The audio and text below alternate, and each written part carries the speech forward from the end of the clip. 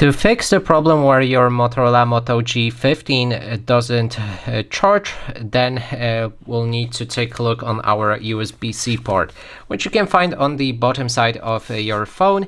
And now let me zoom in so that you can actually see. Also, I will try to focus.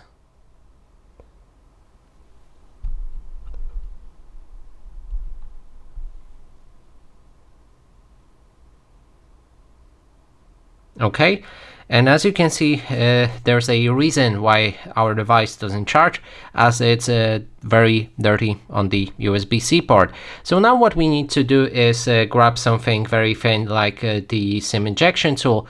It's not recommended to use anything like a metal and stick it in the USB-C port, but I'm gonna risk it. You can risk it as well, but I do not recommend it. So if we stick it in, we can try to pull it out, and that way remove any dust and residue from our USB port.